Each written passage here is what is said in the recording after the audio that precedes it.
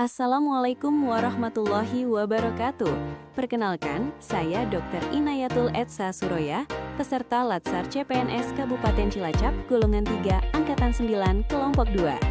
Pada kegiatan aktualisasi, saya dibimbing oleh Coach Bapak Paulus Anggi Sukoaji, SIP MM, dan mentor Ibu Sri Rahayu, SKM MM, selaku Kepala Puskesmas Pesugihan 2.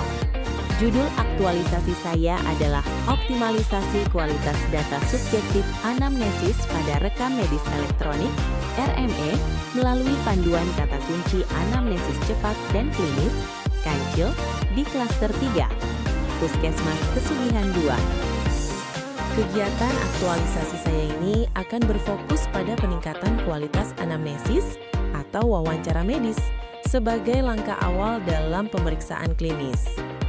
Tujuan anamnesis adalah untuk mendapatkan data dan informasi tentang masalah kesehatan pasien yang digunakan untuk analisis permasalahan pasien. Ini adalah langkah awal yang sangat penting dalam krusial sebelum dokter melakukan pemeriksaan fisik. Di sini, saya menghadirkan panduan Kancil, kata kunci anamnesis cepat dan klinis. Tahapan kegiatan pertama adalah melakukan audit awal dan pengumpulan referensi. Output kegiatan ini tersedianya data analisis audit rekam medis elektronik dan daftar referensi medis terkait anamnesis. Pada kegiatan 1 terdapat 7 tahapan kegiatan. Yang pertama, melakukan konsultasi mentor. Yang kedua, menyusun lembar audit menggunakan spreadsheet. Ketiga, mengolah data kunjungan di RME untuk mencari 10 besar penyakit dan keluhan dengan frekuensi tinggi di klaster 3. Yang keempat, mengambil dan mengaudit sampel data RME sebagai data baseline. Yang kelima, mengolah data audit dan mengidentifikasi poin krusial yang sering terlewatkan dalam pengisian RME. Yang keenam, mengumpulkan referensi medis terkait standar anamnesis. Yang ketujuh, melakukan koordinasi dengan penanggung jawab ruang klaster 3 dan pihak terkait. Selanjutnya, kegiatan kedua, yaitu menyusun panduan kata kunci anamnesis cepat dan klinis. Kancil. Output kegiatan ini tersedianya panduan kancil dan desain stiker atau kartu saku. Pada kegiatan 2, terdapat 4 tahapan kegiatan. Pertama, menentukan draft panduan berbasis 10 besar penyakit dan keluhan yang paling sering di klaster 3. Kedua, melakukan konsultasi dengan mentor. Ketiga, menyusun panduan kancil. Keempat, mendesain media bantu yang menarik dan informatif. Selanjutnya, kegiatan ketiga adalah melakukan sosialisasi panduan kancil.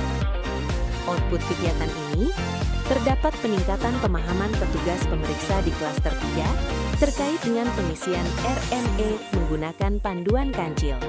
Pada kegiatan 3 terdapat 10 tahapan kegiatan. Pertama, menyiapkan materi PowerPoint, video tutorial, instrumen pretest post-test di Google Form, dan menyiapkan checklist observasi. Kedua, melakukan konsultasi dengan mentor. Ketiga, menentukan jadwal dan tempat sosialisasi. Keempat, menyusun undangan luring. Kelima, menyebarluaskan undangan melalui WAG kepada petugas pemeriksa klaster 3. Keenam, melakukan pretest sebelum materi dipaparkan. Ketujuh, melakukan sosialisasi teknis pengisian RME menggunakan panduan kancil kepada petugas pemeriksa klaster 3. Kedelapan, melakukan post-test setelah sosialisasi. Kesembilan, mendistribusikan dan memasang media bantu di meja komputer pemeriksaan. Kesepuluh, mensimulasikan metode penulisan poin penting berdasarkan panduan kancil. Kita lanjut pada kegiatan 4, implementasi dan koordinasi penerapan panduan Kancil. Output kegiatan ini terdapat peningkatan pemahaman petugas pemeriksa di klaster 3 terkait dengan pengisian RME menggunakan panduan Kancil. Terdapat 4 tahapan kegiatan, yaitu pertama, melakukan konsultasi dengan mentor.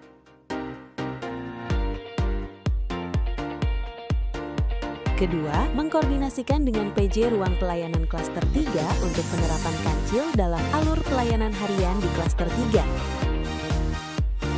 Ketiga, menerapkan pengisian data subjektif RME sesuai panduan secara konsisten. Keempat, memantau kepatuhan pengisian RME oleh petugas pemeriksa di Klaster 3.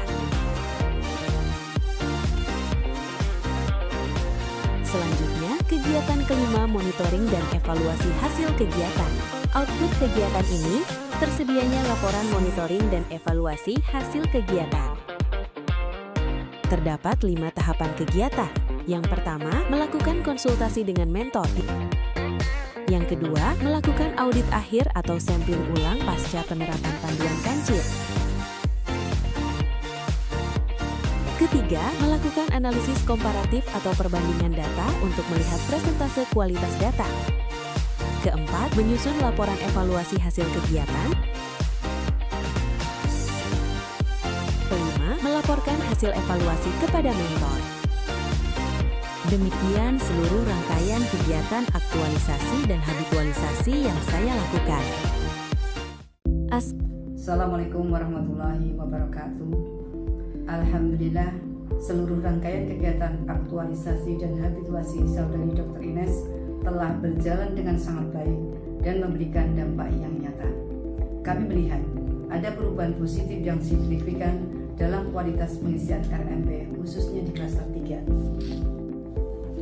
Hasil monitoring evaluasi yang dilakukan oleh Dr. Ines mempunyai kategori baik yang awalnya hanya 50%, kini meningkat menjadi 70%. Saya berharap semangat perubahan ini tidak hanya berhenti di masa latsar saja, tetapi terus diimplementasikan secara berkelanjutan.